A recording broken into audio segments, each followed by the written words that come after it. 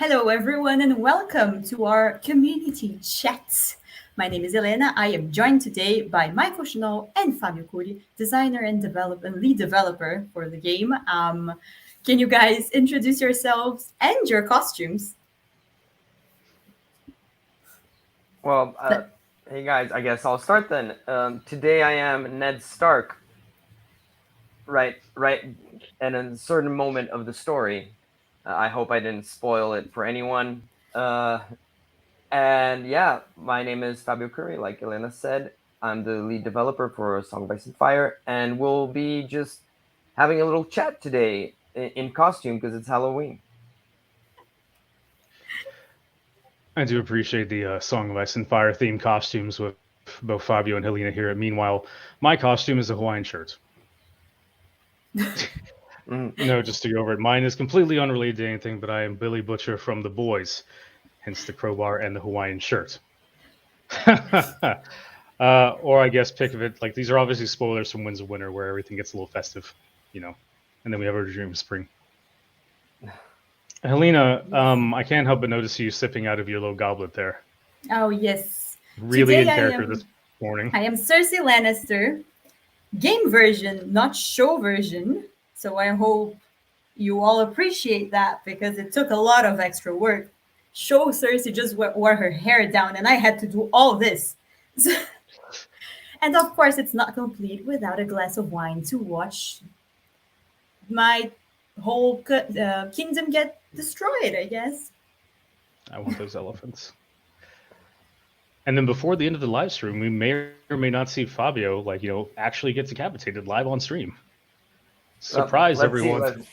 Let's hope the strings hang. Right. Stay tuned for that, everyone. Sword of Damocles for all you literature people out there. Oh, I see a comment from Simon. How interesting. Saying, I thought he was someone from Miami Vice. I mean, Hawaiian shirts are very multi-purpose. It could have been a number of things, obviously. Yeah, but the crowbar is pretty Billy Butcher, I'd say, right? Fun story, by the way. A real crowbar on Amazon is $11. A fake crowbar on Amazon is $16. In case anyone happens to need a real crowbar or a fake, more expensive one. What is a crowbar for, I wonder? Because I was like, why wouldn't you get the real one if it's cheaper? But then I was like, for what? Except for the costume, I have no idea. Crowbar is mainly used for prying things open, and you usually get them a lot bigger, but this one was a little tiny one that I can actually carry around and whatnot. And if you see any 3 feet tall superheroes around, well, we can go all the boys on them. I probably shouldn't have said that on live stream, but okay. Well, I see a lot of people have joined in already, so you guys want to start? Yeah, we can go ahead and begin. So this is a community chat. We have been doing them regularly since the beginning of the year, I believe. You guys remember? Every 2 months or 3 months. So it's just a general chat with you to give you a few updates on what's happening on our side. You can ask your questions throughout the live stream, and I'll pick them sporadically. And let's hear it from the boys. Well, so we have a couple of topics to go over today. Some things that we can address and can't address. And we'll take some questions from the chat. So if you have any, go ahead and drop them in there, and Helena can start parsing through those while we begin to sputter on. One topic I suppose we can discuss and get out of the way early is the ongoing topic of distribution.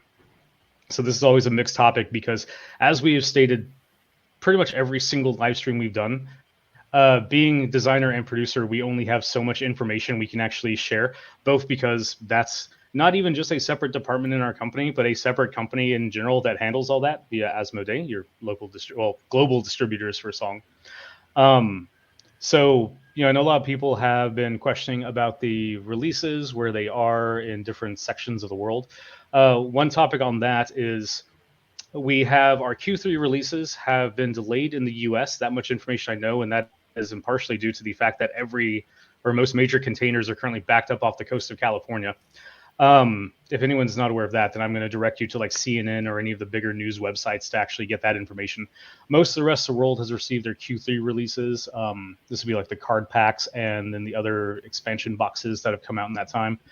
But as far as like, matters of like, oh, well, in my country, we haven't received anything. Guys, I mean, I really hate saying it, but like that's something that not only do we not have the answers to, but we also cannot give any information to, because that is not even our company that does that. That is all through Asmodee. You're going to have to direct that through questions through your Asmodee representative or your local store. Because aside from the fact we don't have any information to give, if we said anything, that is a topic that would be incredibly disrespectful from a business side of things for us to even address. This is us basically speaking for someone else's job, and that's not something we're ever going to do. So we'll give whatever information we can during these, but for the people that come here that just want to go like, oh well, I'm in Canada, like I am as well, I can't get anything, or I'm in the US, my stuff has been delayed. Guys, I really feel for you. I wish you had your stuff, just like the rest of the world did, but logistics and things are not a topic we can talk about. So I hope you guys understand that. True. Anything to add on that, Fabio? Or I see a question that I think is very interesting, and I think you guys will like it too. So, what's the next version of Cersei? That's actually a very topical question there. Speaking of releases, one of the things that have, I'm sure some people have seen up for pre-order on sites, have actually been the split Stark and Lannister starter boxes. This is, I know we're going off the tail end here, just talking about distribution, but these are a new item that we have coming out. These are as the old two-player starter box. This is essentially your starter box forces for Starks and Lannisters split into two, just like all of these starters that came after them. So you'll have one dedicated to Starks, one dedicated to Lannisters. Content-wise for these, we can actually go ahead and talk about them a little bit, because what's the next version of Cersei? These starter boxes are, of course, meant to be like an entry point for players. So if you're an existing player, starter box, like an existing Stark or Lannister player, the starter boxes are not really like, targeted toward you and everything. But we do have some interesting stuff in there, in the fact that all of the content that was in the Stark and Lannister two-player starter box, that has been split and been moved into the single-player starter boxes, with the exception that we've changed a couple of the units around. But the units that have remained the same in there, in the Stark one, the Stark Sworn Swords specifically, and the characters, and the Umber Berserkers. We've switched out the Outriders for another unit, which I won't spoil, but we switched those out. Everything in there has been resculpted to bring them up to the newer stylings of our quality that we've had over the years. With the Lannister side of things, the Guardsmen are still the same in there. Halberdiers are still the same. The Mountainsmen have been switched out for additional unit. And again, all of that, including the characters, have received a alternate sculpt in there. And alternate artwork on their unit cards as well. You can see the alternate Jaime, which we actually released in the last update we did. He was hiding up in the corner there. So if you're an existing player for each of those factions, you have some options there if you want some additional cool sculpts, or you can completely pass on them because it's stuff you already have. And the units inside are things that have also been released as well. Now, the resculpted units that are in there will also be available some point in the future, later as well, in independent boxes, just like the individual content, although when, I do not exactly know. Fabio, I guess to keep me from tirading on here, what is your favorite resculpt in each of those boxes? Oh, okay. I'd say I'm really excited about Cersei. That is a good choice to talk about. We've already shown Jaime, right? So, and he's pretty cool, but definitely I think Cersei is really interesting there. Once again, I really like these boxes because it shows maturity, a maturity point that the game's reached, where we can split up these boxes and have them exist with the current Stark and Lannister boxes that are already on the market. So that's really an interesting point for the lifespan of the game. And I'd say my favorite miniature on the Stark side might be Robb, because I think that his original one needed a little boost. I actually probably think my favorite resculpt would be the... It's hard for me to say the Halberdiers, because I like the new sculpts a lot, but I really like the old ones as well.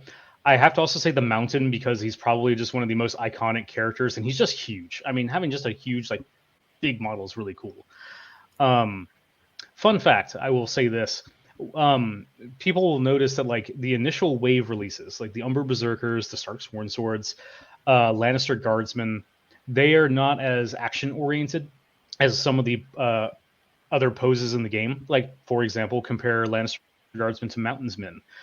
There were two Wave 1 releases, but you can see a lot more kind of personality in the Mountainsmen versus the Guardsmen. One of the reasons for that, we're getting back in some deep lore, like trivia for the game here, way back in the initial Kickstarter, is that initially in the game's inception, the models were going to come like where you needed to assemble them and come on standard sprues, just like you see in a lot of other games. With so the initial units, the Stark Sworn Swords, the Lannister Guardsmen, they were the first two units that were made for the game. And they were made with that modularity in mind. So, like, all the arms had to fit on each torso, all the heads had to be interchangeable. And this was before we moved to the idea of everything being pre-assembled.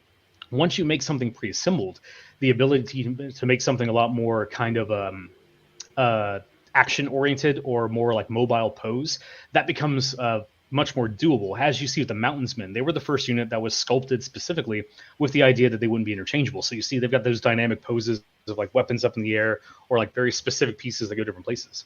That was not the case with the initial like Umber Berserkers, Stark Sworn Swords, Guardsmen.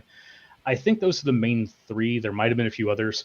But this gave us a chance to go back and redo some of the earlier lines to really bring them up to the dynamic poses that you see later in the later factions. So I'm really excited about those units specifically. They look gorgeous, and Guardsmen have always been just one of my favorite aesthetically looking guys because while they're very plain, they're very cool looking. So I like them. And then the new Sworn Swords, they have this very kind of just raw aggression to them. And the Umber Berserkers actually have diversity in heads, so it's not just the Umber clone army like we like to joke about. Yes, Fabio, let's add your thoughts on there. Yeah, for sure. The units there really do shine as well. It's really interesting. I guess now as well, like if you mix these up, you can give a lot of variety to your armies and mixing trays ups of different sculpts of units. I think that might be really cool. Especially, I'd say even on the Starks to show that they're not as homogenous and that they really rely on like calling their banners, whereas like Lannister Guardsmen are more homogenous, I'd say. I don't know. I'm just ranting here and not ranting. Sorry, what's the word? Bantering? Banter. Yeah, I'm just bantering here. He's stalling for time before the sword comes down. Any word could be your last word. Choose carefully. I see a question here that I think is interesting, so I'll pick it for you guys. Just 1 second.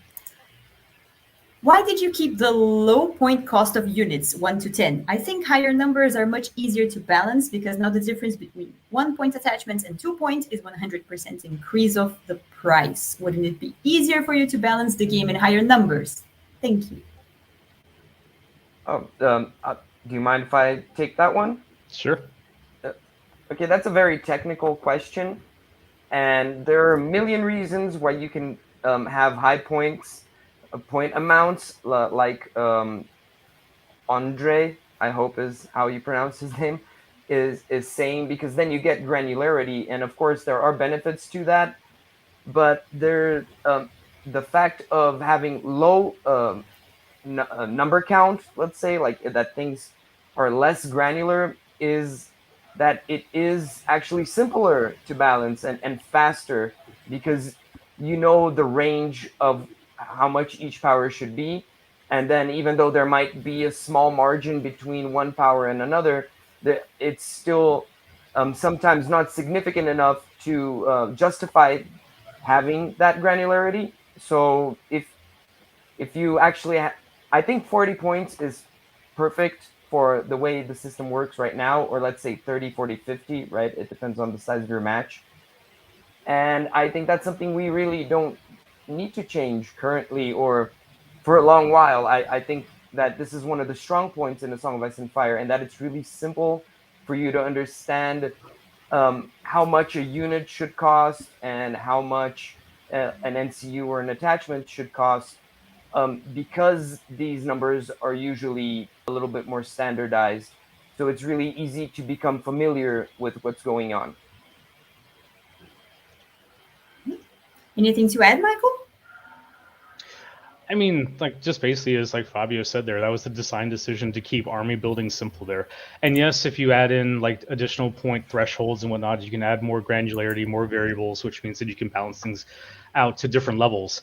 But that's just a design choice in the end. It's not like there's a right or wrong method of doing that. And one of the things that we appreciate about the game is being able to very quickly get points down. I mean, I've played tons of miniature games over my God, every time I feel like we do these streams, I have to keep adding 10 years to it. So I'm just gonna say over my lifetime. And yes, there is something fun about like, oh, here's my 2,500 point army, and let me just break down all my units here individually. But I also like the ability of going, here's 40 points. I can very quickly make a list out here. I can switch it out if I want. Boom, boom, boom. You're done. And that's just those are different design decisions to go to. More variables does not always mean that things can just be all of a sudden you're going to find the ability to just balance things easier. It's just going to create a different set of problems versus the one you're currently dealing with. Another interesting question here. Are there any plans to have generic characters / NCUs for armies to use to represent lower houses? So all the generic things that we had are put in there as unit attachments and things because, frankly, this is a Song of Ice and Fire. This is such a character-focused setting that every time that we did something that would be like a generic NCU or a generic like field commander or something, that's robbing from putting one of the personalities of the setting into the actual game. And frankly, as we all know, George R.R. Martin has spent a wealth of time making a literal world of characters to actually utilize. So yeah, while we did have toyed with the idea of having generic commanders, like a generic Stark commander, whatever that you could like make, we didn't want to go that route because this is such a character-focused IP. Also on that end as well, that was one of the early requests as well from George Martin and them, is that we did have talks about doing generic stuff as in there, but that was basically they wanted it to be very character-focused, and we agreed with that because it makes sense for the setting and the IP that we're dealing with. I'll add to that a little bit. Why would we make a generic Baratheon NCU when we have Shira Earl? Yeah. And the Lady of Haystack Hall. Yeah. Oh man, I Dreams of Spring is where I'm waiting to see what happens to her. That's really like I'm holding out to see just the epilogue ending for what happened to Haystack Hall. Let's make it happen. Let's all let's not do anything. But yeah, let's try it. Let's see what happens to Shira Earl. Justice for Shira Earl. Errol. Actually, I'm not even going to say that because George has even gone out of his way to specifically state that the names can be pronounced however the reader wants, which is why he just, I guess, goes out of his way to spell common names in a fantasy setting, like Jamie. And that's a whole separate topic. So I guess speaking of next topics, let's get into one that people have been asking for, and that's talking about when we're going to do our the next wave of unit updates. So okay, we're going to do a small monologue here, and Jesus, I really hate these streams just turning into that, but it's important to get the technical information out here. We were initially holding off to do technical updates for two reasons. One, we had to get the data for it and everything for it to come out, and two, it felt really awkward to releasing type of updates when those faction packs, hadn't been released yet. But this is going to circle back to that whole distribution thing when we have packs that are intended to come out in the early part of 2021 that are now only releasing some of the world in Q4 end of year. That kind of puts a damper on doing some updates. But the thing is that we kind of decided internally we really can't wait for that type of thing to happen because, we said that we wanted to do our unit updates and balance passes every between 6 to 12 months, minor, major, keep it in that kind of tempo. And that's something we want to do. But, well, we have a physical product that came out, and there's a lot of people that, they're not going to really like the fact that, oh, I'm going to buy a faction pack, and some of these assets here are going to get updated immediately. But frankly, that's going to be the nature of a living game system. We update everything through the app. It's all available for download. We have our free app there. We are more interested in having the game updated to the point where we want things to be balanced, then we are going to revolve that around locking that behind a physical product. That was a tough decision because there are some people out there that are going to go, well, then I don't want to play the game because I want everything to be physically updated, and if I can't get that stuff, I don't want to do things digitally, so I'm out. And that's understandable. But this is the decision we're making. So in that situation, if that's how you feel about the game, that you don't want to see digital updates, that you don't want to see things changed at all, and you think it happens too often, every 6 months or something is too often for you, then hey, I get it. But that's how we're going to be doing things. So if that's not something you want to keep track of, then okay, we understand if you want to go somewhere else. But on that same note, if you want to play stuff out of the box, that's fine too. I mean, you guys can play the game as you want when you pick it up, but we are interested in keeping things balanced and fresh, so we will continue to tweak things. On that same note, however, as we said, any updates we do are available via the War Council app. They are available for download on our website, but we are heavily doing things to the War Council app on there. But we are also looking into partnering up with some print-on-demand services. Right now, only in talks in the US because Europe is its own separate logistics issue. Logistics is the key word of the day, kids, by the way, and global logistics is even more of a nightmare. But we are talking to some print-on-demand services, so if people do want physical versions of things, then you can go and get them done for, that. We'll have more information about that as we tie in some things, but expect to hear more about that toward the end/beginning of the year. But we are actually hearing some very positive forwardness on that. But speaking about those balance passes and everything, so having gotten that out of the way, we are wrapping up some final testing for the things that we wanted to see modified and looked at, working out some numbers here. We don't want to give any specifics, but I think that we can go by each of the factions and just kind of talk about some of the things that we are looking at addressing and some of the items that are going to be modified or looked at. I think that would be a good way to go through the next little bit of the stream here. So just noting before we get into this, everything here is subject to change. Everything here is still going through internal balancing and testing and all that. So anything you hear is purely this is where things currently are, what we're currently looking at, and is subject to change before we actually get into it. Okay, monologue over. Fabio, please continue. No, I'm going to add a disclaimer before we keep on moving forward that the tone of these changes that we're going to do now are more like tweaks and minor adjustments than anything overhauled like 2021 or any big version changes or anything of the like. So these are strictly quality of life and balance tweaks. Yeah, this is the same type of tweaks that you would see, you saw in like patches 1.3 through 1.6, where these are a couple, units/cards for each faction that are getting modified, some numbers going up and down. That's what you're seeing here. Like we said initially when we were doing out here, 2021 was our first major overhaul here, and that was because we were releasing faction card packs, so we took the opportunity to do it. But anything moving forward is going to be much more like you saw in 1.3, 1.4, where it's like, okay, here's a couple NCUs, here's a couple of units here that are getting their stats tweaked around or whatnot to make them more desirable, whether that's going to be an increase in usability, which we always prefer making things more playable to underplayed. And then some things that are overperforming will mess with them around there as well. Although we prefer to keep that only for the cases where we have to. But of course, if something's showing up in every single list or anything, then, that's something that we'll look at.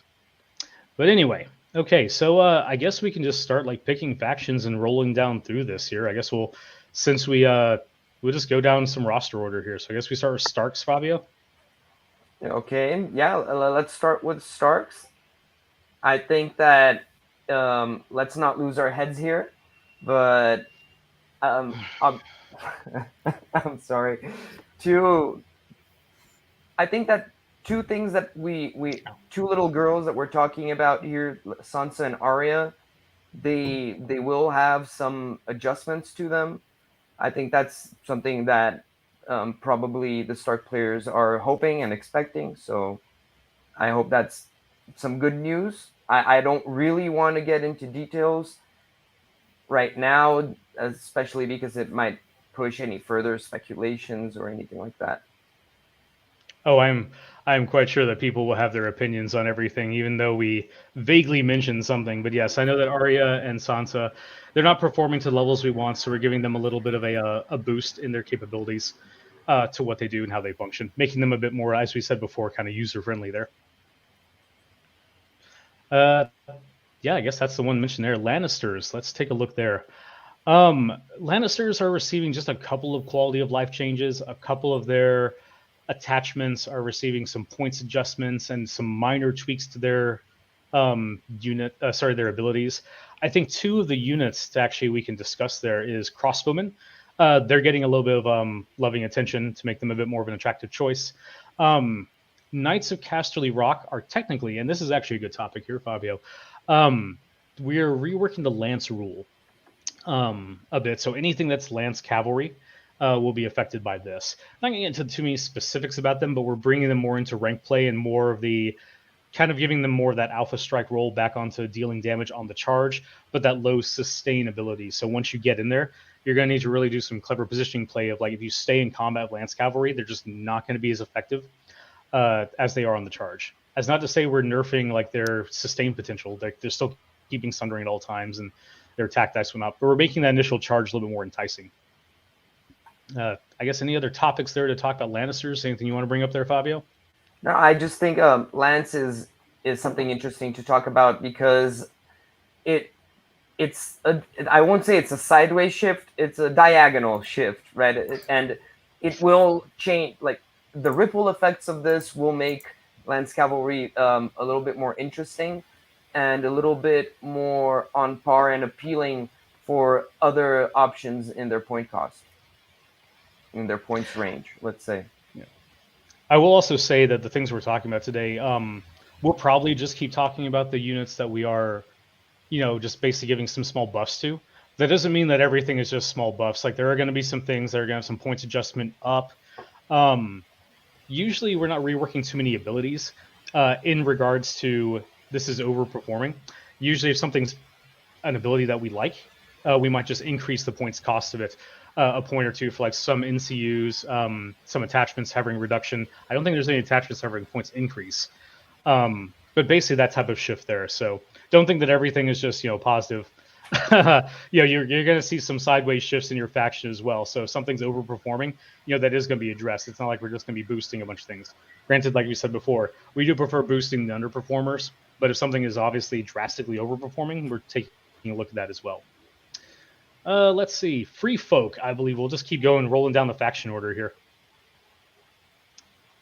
Okay, I guess Free Folk, I think that's something that people might appreciate, especially now with the Mag the Mighty arriving on the app and so on, is that the Giants are receiving a little bit of an upper, and I don't want to get into specifics, but they're going to attack a little bit more and maybe get a little bit more sustainy. I'm not sure. We'll see soon, right?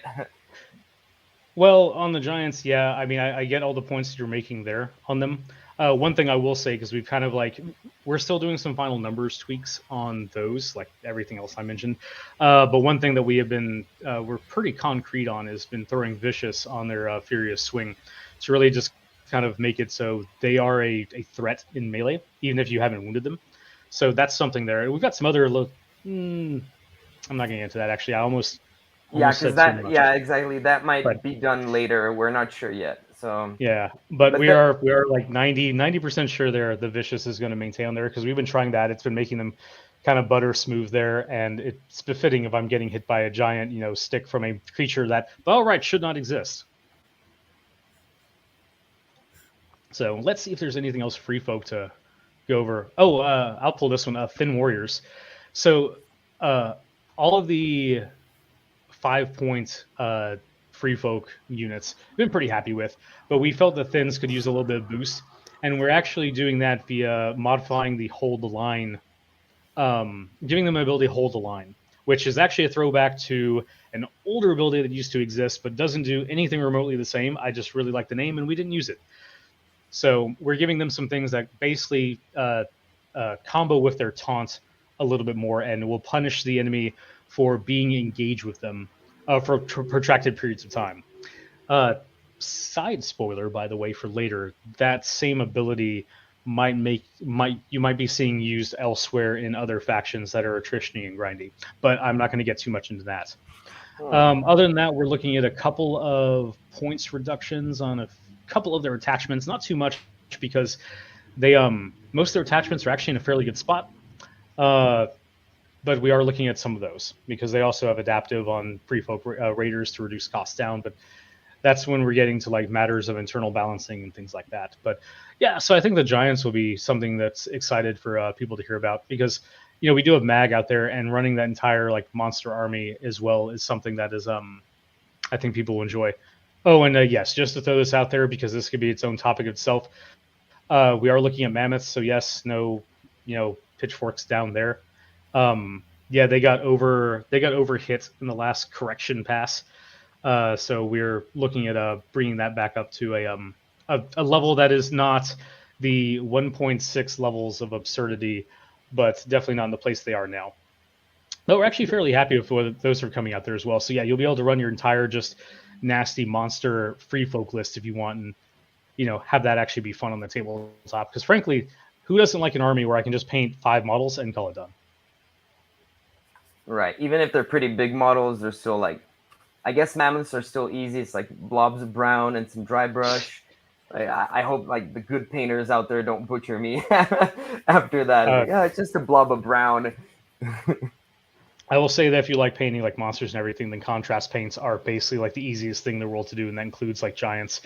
Granted, contrast paints seem to be like the answer to everything painted relating these days. But another topic, we can have that later. Let's keep moving on. So Nightswatch. This is a minefield. So let's see. There's a couple of things here to talk about with Nightswatch. Not to get into too many specifics there, because they are receiving some sideways shifts and then also some like just straight up like nerfs on some of their things. But of course, they're not without some modifiers to what is being changed around. I guess two of the pertinent things that we can talk about is Jor NCU. He is getting limited a bit to how he functions. Is one of the kind of like the key enablers. Enablers, yeah. The thing when it comes to Nightswatch, man, I could have an entire like 2 or 3 hour just rambling chat about just them. Is that I think that what's going to happen is when people see the list of changes, they're going to immediately have a gut response about like, well, these things weren't really modified, so what's this doing? But the thing is about Nightswatch is that it's not any individual piece. It's a lot of combo pieces that come together. So like Nightswatch Costumen, for example, they're not really like on their own. They're not really, there's not a lot to like, we really want to mess with there. But they have a lot of combo pieces in there that allow them to do some nasty things that just really put them above the power curve. But changing them doesn't actually do a whole lot. That's not to say they aren't to be changed. I'm not going to get into specifics about like what is and isn't being done. But like, a lot of people, I think their gut response would just be like, oh, well, they're a problem piece, change them. But then that problem just rolls into something else. Just to look into that, Jor, again, being one of those things that we are targeting and looking at. Another one would actually be the Watch Captain in specific regards to the Relentless Order. That one is being, I can just straight up say this one, that one's being reverted to being, instead of any attack, it's the unit performs a melee attack or maneuver action, being limited there. So that affects the Watch Captain, that affects the Unsullied Officer, and a couple other choices. But that's something in there that you'll see. That's one. But frankly, like I said, I don't want to spend a super large amount of time digging into just Nightswatch specifically. Ranger trackers are getting a small little buff as well to their capabilities. I will say that. So, one thing I don't want to see is like Nightwatch players, thinking, oh my God, this is all going to be doom and gloom. Yes, they're overperforming. Yes, that is acknowledged. But it's a very steady thing about like, yes, there are some things that need to be addressed, but it has to be done very tactically because you don't want to overcorrect something and all of a sudden have them just plummet down, or more so strip like the flavor of what the faction does in their identity. Also, once again, I think that people are still adjusting to the 2021 update, and there's still a lot of things to be discovered on everyone's end, including ours. So also making too many changes too fast might be detrimental for the game. So we're doing changes of things that we evaluate as necessary, but if we change things that are on our radar but not on our hit list, let's say, then it might be too much, and then we might miss the right variables. Yeah. Let's see. I think that's it for Nightswatch. Let's very quickly go over neutrals and Greyjoys, because Greyjoys, not really a whole lot we're looking into, namely because there's just not a whole lot out for them right now, and also there's not really too much that we feel like messing with. They're in a pretty good spot. There are a couple things we're kind of looking at, but usually when we're doing these updates, we would prefer to change less than more. We don't want to just like change something for the sake of it. Greyjoys, there's nothing that's jumping out that's like this is drastically underperforming or this is drastically overperforming. They're just kind of as they are right now. Neutrals is kind of in the same spot. There's a couple of things we're looking at where there might be some like tweaks here and there, but they, of the two existing like factions, those are definitely the lowest on the list of things that are like being looked at or being modified there, because they're in pretty good spots, each of them. Like I said, a couple numbers, things we're looking at in neutrals that may or may not make it in, but that's really the extent there. Next up, I guess we have Targaryens, which I kind of spoiled some of those as well, because talking about the Unsullied officer earlier with Relentless. The Targaryens, they have the Relentless that happened to them, right? Also, we are doing some minor changes on basically, I don't even know if I should say that. Yeah, okay. We're doing some minor changes on dragons. It's just minor number things, so don't worry. And also, we're correcting the expert parry card on Belwas, right? Because I think that is one that confused a lot of people. Oh yeah, that had just a straight up misprinted trigger on him, but that's in the FAQ that's out currently. But we will have that card available for like corrective download and whatnot, because yeah, that current trigger on there not correct and also doesn't make any sense. Actually, if we can talk about Targaryens a bit, the Unsullied Swordmasters. We are looking at some things with them, whether it's going to be a points reduction or a tweak to their stat lines and abilities. This is a unit that honestly surprised me, because I remember during our initial testing and just through a bunch of stages of testing, these guys were really scary, and I still vow to the fact that they were really scary. But a lot of people just view them as like, well, they're kind of meh compared to pikemen or some of the other options in the army. And frankly, when you look at these guys, they still have the best offensive stat line of any unit in the game. They have an 876, the lowest number of degrading of attacks of pretty much anything.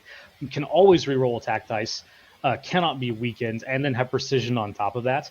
I mean, these guys were really scary, and it's just one of those neat things to see. We've had this conversation before about units that you think are going to create a problem or be like the focal point when they're released, and it ends up never happening. Like we've talked about this all the way back from the initial version of the game, when certain things came out, and we knew that they were going to be contextual pieces. Like Cersei, we knew that was going to create a bunch of like feels bad situations for people, but we were fine with that.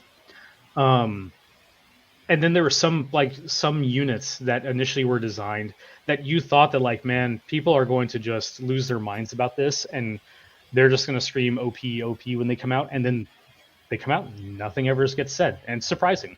Swordmasters are kind of one of the ones that were on that radar there, where I felt that people were going to see their profiles, their offensive things, and just go like, holy crap, these guys are just overpowered as hell, and just spam them. And yeah, like every time we do a release, people will say like, oh my god, this is overpowered. Or in that same breath, they're going to sit there and go like, this is unplayable. And the answer is somewhere in the middle there. But I honestly expected to see better performance out of Swordmasters than I did. And I know that ties into there are other Targaryen options that are also like appealing. Because yeah, if they're sitting there 8 points, then they're also contesting with things like dragons and whatnot. But with these, that's also just goes to talk to the nature of when you're shifting things around, If you're lessening the impact of dragons, then you have to factor in, okay, do we change Unsullied Swordmasters, because now are they more of a viable option here when the other options are reduced down? So it's a balancing act in those things. But they are one of those units that we are looking at. modifying around or giving a points reduction to. Probably not points reduction. We'll see though. It might just be like shifting their things around. But other than that, the only things that really happen in Targaryens, well, sorry, I won't say the only things because then people will take that as gospel. Dragons are getting a small look at, as Fabio said here. A couple cards like Expert Parry are just really having just versions available that are proper there. And then a couple units and attachments are being looked at. And that would leave us out with our last faction here to look at, Baratheons, which is actually good here because that a couple of the other changes we talked about actually loop all the way back into talking about Baratheons here. But Fabio, we'll let you begin here. I'll actually begin with one that impacts them more than other factions, and it'll trickle back down, right? Which is the Order to the Last, which both Kingsmen and Queensmen have. This order, although it's very good and it can be frustrating to your opponent sometimes, it was still very frustrating for the player who controlled the unit. So we're just straight up improving this to when the unit is not destroyed, it just remains in play with 1 wound instead of also remaining with condition tokens. I think that in itself already is a great improvement that will change a lot of the faction, although mostly on Stannis camp, right? Also, Hold the Line, obviously, which we mentioned, is here in the Baratheons as well. I won't say where yet, but it will be more prevalent. And then we made a couple of other changes. I think that with the Baratheons, we were a little bit overzealous because of what they can achieve through their abilities. And now we're taking a look at mostly like the drawbacks and the opportunity prices that we place there to make it a little bit more friendly. I think that's the word. Yeah, so I mean, just again, that one change you mentioned there alone with Kingsman and Queensman to the last, that ability just again changing to removing the tokens associated with it is a straight buff. And note that that is not just like unique to the last, obviously.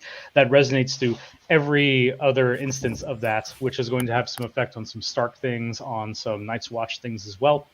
So, you know, that's a change there I'm excited about. But yes, there's also, I think, since you wanted to mention that one, I'm going to pull mine and mention their Champions of the Stag.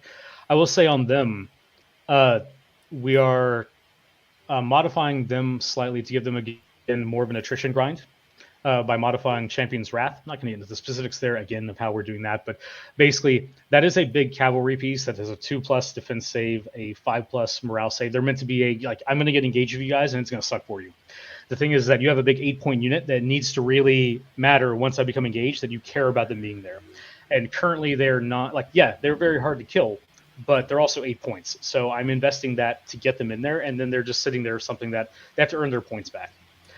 So in this case here, yeah, they can stay alive, but if my 8 points, if what it can do is stay alive, that's not really doing anything meaningful in my army. I can just take a 6-point unit plus a 2-point attachment, 7-point unit and 1-point attachment, and go and kill some stuff. So Champions of the Stag are getting a little bit more utility on, they're engaged, they've got some more options, kind of making them the opposite of Lance Cavalry, where Lance Cavalry is going to be all about that alpha strike, and then if they get stuck in, it's bad for them. Champions of the Stag are going to have that ability where, if they get stuck in, it's just going to become not progressively worse to the opponent, but that's definitely not someplace the opponent wants to be, because they're going to start suffering for it. Conversely, if they try to get away from them, now the champions are freed back up, and they are still cavalry, so they can hunt those guys down. So those are, I think, some things to go over with the Baratheons. There's a couple of attachments that are being looked at there as well. I don't want to get into the specifics there because those are still being modified around. NCUs, the Baratheon NCUs, I know Selyse and Shireen we're taking a little bit of a look at. That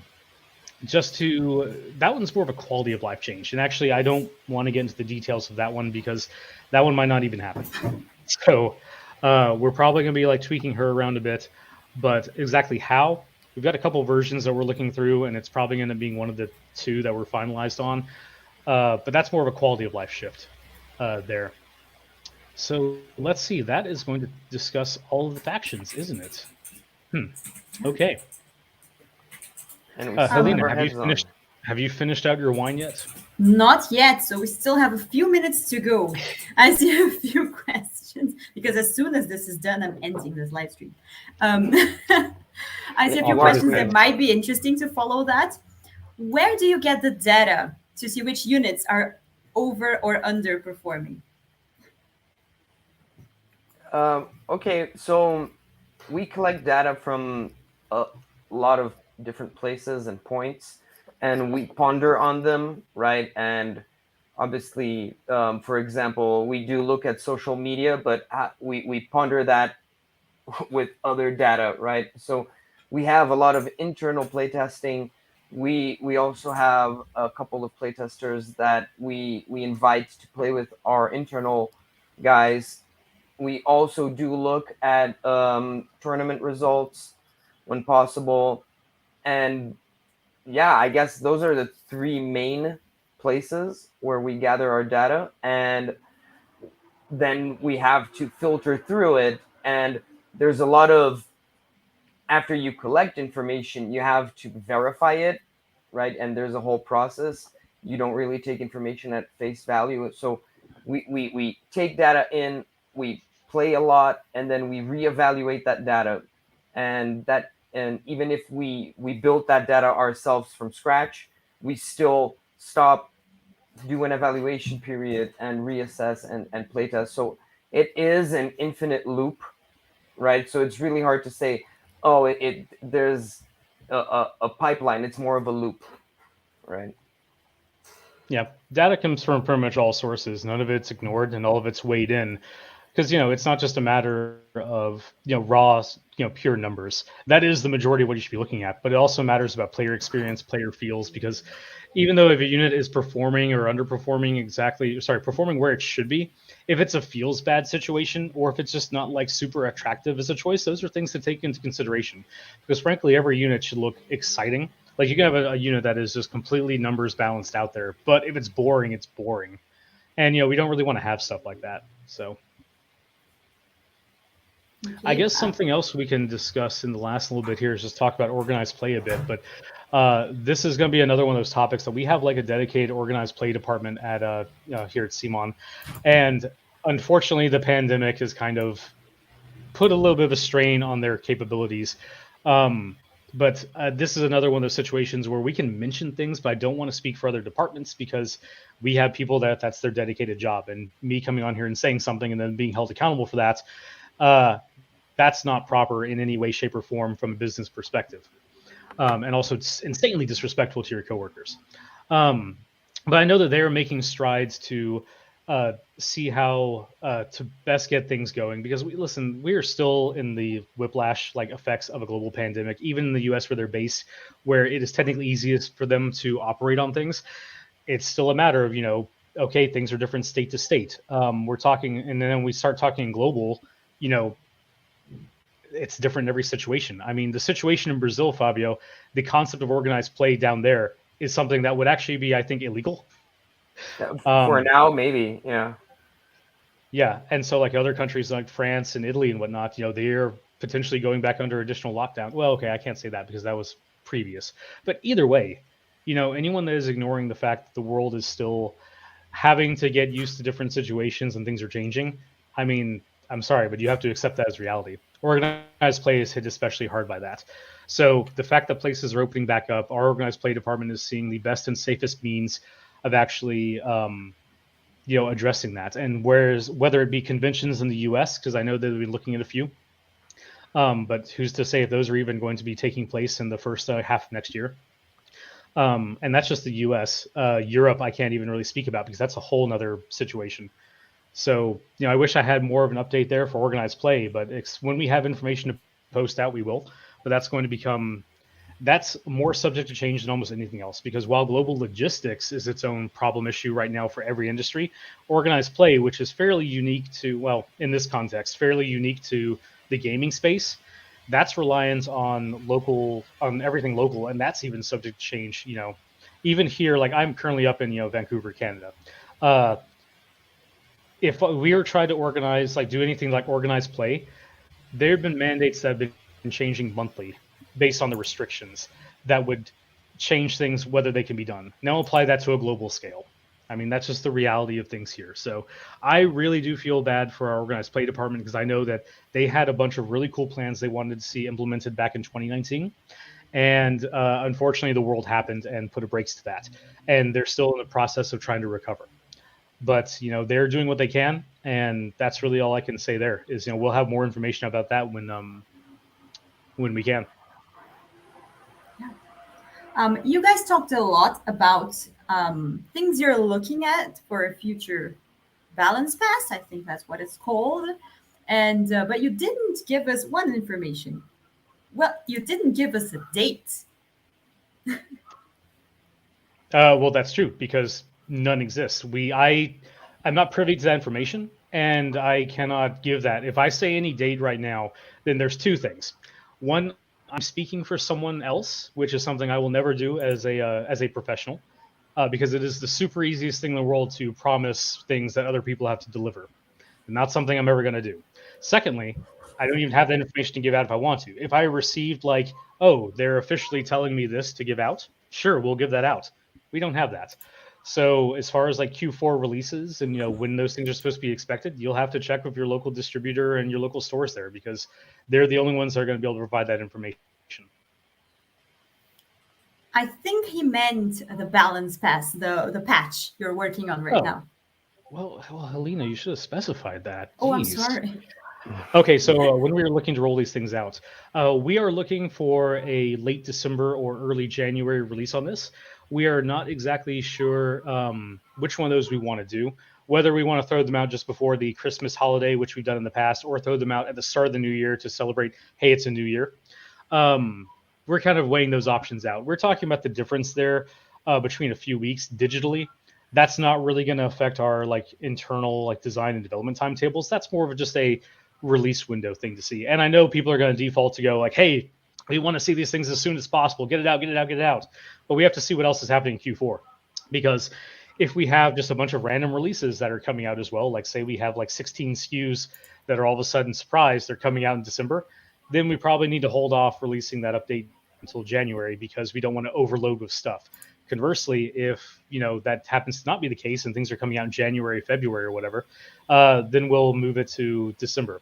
That also is tying into our talks, like I previously mentioned, of our print-on-demand partners, because our ideal is we would love to be able to have it when we release this stuff simultaneously via print download or the War Council app, that we immediately have those available for you to go and say, hey, if you want to get these physical copies, you can get this update pack from this print on demand service. We'd love to have that available. We're not going to delay a release for that if that doesn't work out or that gets delayed, but we'd love to have that be concurrently. So that's another factor to bring into play. Okay.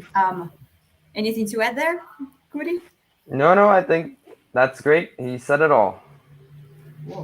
Well, I'm all out of wine. So we should really be wrapping this up. I think we have time for maybe one final question. Will Fabio be defending his title anytime soon? Oh, okay. I've heard this story. So, come at me. I'm waiting. I heard there's a challenger already inside the dev team, and we'll see what happens. Bring it on. I think the easier answer there is we can just go ahead and just swing that sword down and fix this problem immediately. True. That's, one way to end it. I prefer Fabio's way. Let's work on that. Well, it was a pleasure having you both with me today. I hope you all enjoyed it. We will be making these regularly, so we'll let you know about the next one. You guys have any final words before we say goodbye? Happy Halloween. What else can we say about Happy Halloween? That's true. Well, happy Halloween to you all. I hope you all have as much fun as we did. I had a lot of fun making these. I hope you both did as well. And I guess I will get a refuel and celebrate. See you all soon. Okay, see you guys. Bye, everyone.